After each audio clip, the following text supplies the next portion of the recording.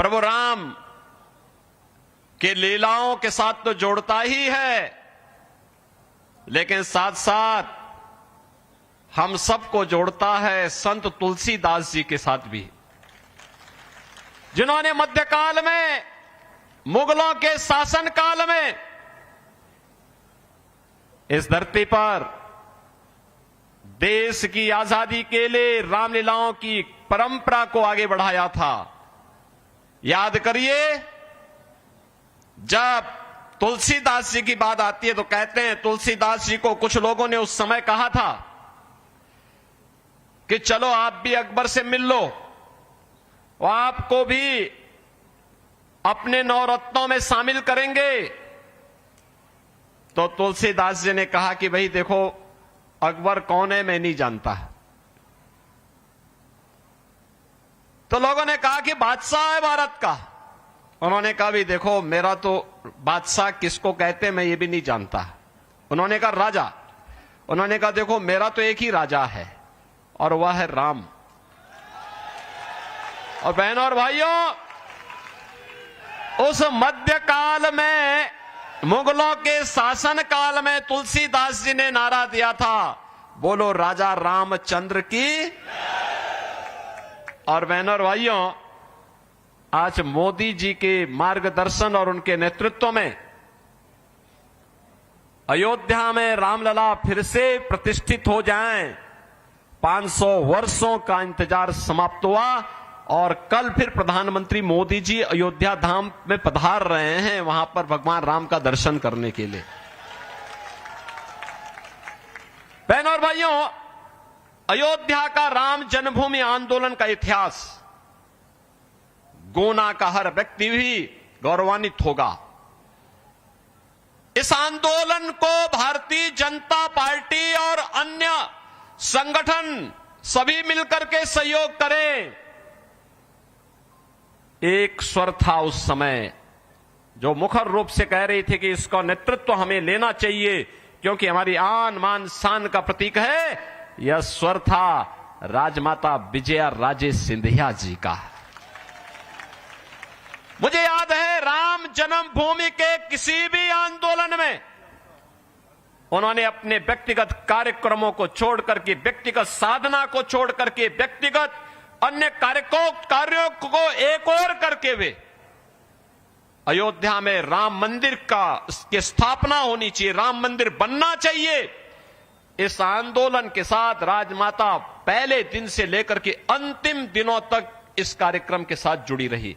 और आज हम सब प्रसन्नता हमें इस बात की है, जब अयोध्या में राम मंदिर का निर्माण हुआ, प्रभु राम 500 वर्षों के बाद विराजमान हुए और प्रभु ने वहां होली भी खेली और 500 वर्षों के बाद अपना जन्मोत्सव भी मनाया। तो सचमुच सचमुच राजमाता आज हमारे बीच में नहीं, लेकिन राजमाता की आत्मा को असीम शांति प्राप्त हुई होगी कि जो हमारा सपना था वो सपना आज हमारी वर्तमान पीढ़ी साकार कर रही है। उनका अत्यंत सानिध्य प्राप्त होता था। कितना वात्सल्य था उनके मन में, देश के लिए, समाज के लिए, जनता जनार्दन के लिए। सचमुच राजमाता थी।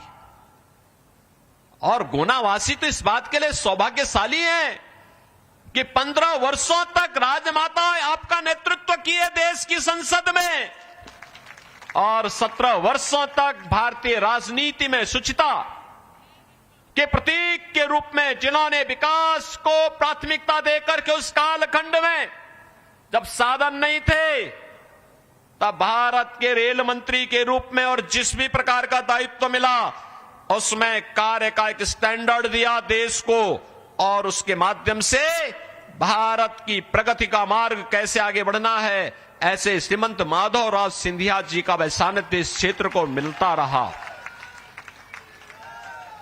बहनों और भाइयों, आज आप सौभाग्यशाली हैं कि यहां पर श्रीमंत ज्योतिरादित्य सिंधिया जी के लिए वहां आपका नेतृत्व देने के लिए एक बार फिर से आपके बीच में यहां पर उपस्थित हैं। उनके पास विकास का एक विजन है और उन्होंने भारत सरकार के नागर विमानन मंत्री के रूप में जो प्रगति की अभूतपूर्व है।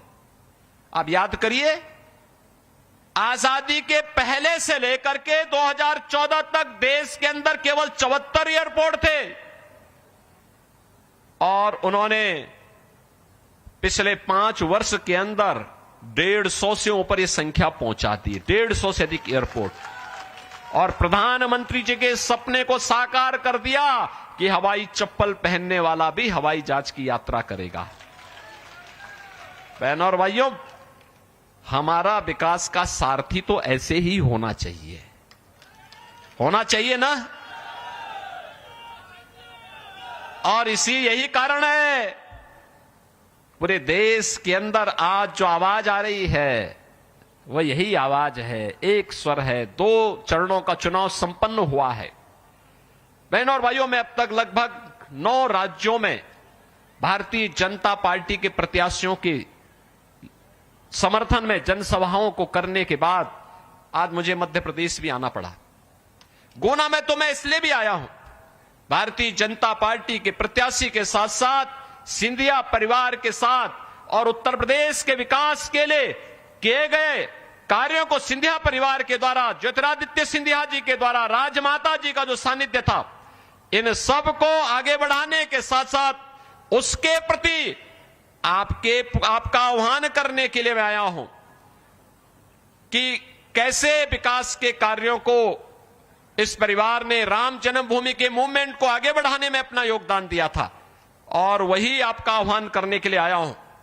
लेकिन मैं कह सकता हूं पूरे देश के अंदर जो आवाज है, 2 ही स्वर गूंज रहे हैं। एक है चारों ओर एक ही स्वर है कि फिर एक बार मोदी सरकार का एक ही स्वर गूंज रहा है।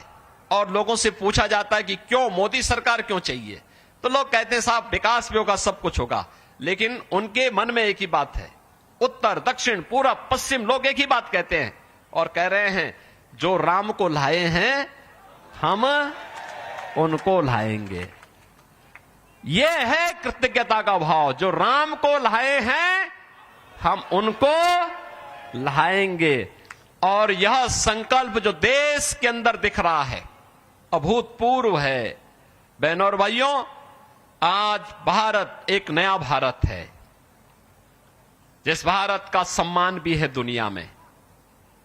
भारत की सीमाएं सुरक्षित भी हुई है, आतंकवाद और नक्सलवाद नियंत्रित हुआ है। अब तो मैं इस बात को देखता हूं, 2014 के पहले आतंकी विस्फोट हुआ करते थे, नक्सली हिंसा चरम पर थी। आज नक्सलवाद और आतंकवाद को तो नियंत्रित किया ही है। अगर कहीं पर पटाखा भी जोर से फट जाए ना, तो पाकिस्तान सबसे पहले सफाई देता है कि साहब मेरा हाथ नहीं है, देता है ना, क्योंकि उसे मालूम है कि सफाई अगर समय पे नहीं दिया कहीं लेने के देने ना पड़ जाएं। क्योंकि ये नया भारत है, छेड़ता नहीं है, लेकिन अगर कोई छेड़ता है तो फिर छोड़ता भी नहीं है। बहनों और भाइयों, विकास के कार्य किस रूप में, हाईवे, रेलवे, एयरपोर्ट, यानी 10 वर्ष में उतना कार्य हो गया है जितना 75 वर्षों में नहीं हो पाया।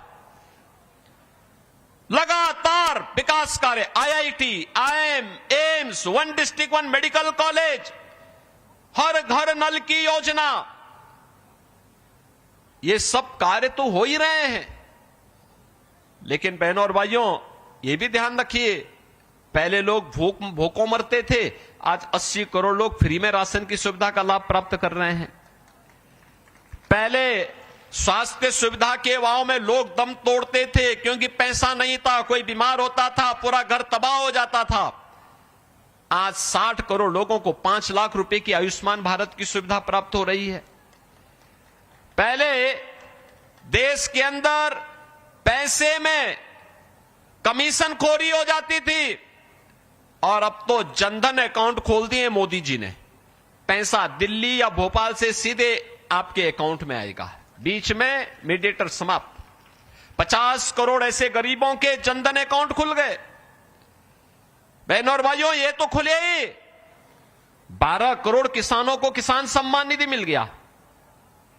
12 करोड़ गरीबों के घर में नारी गरिमा के प्रतीक शौचालय बन गए। 10 करोड़ गरीबों को फ्री में एलपीजी के कनेक्शन भी मिल गए।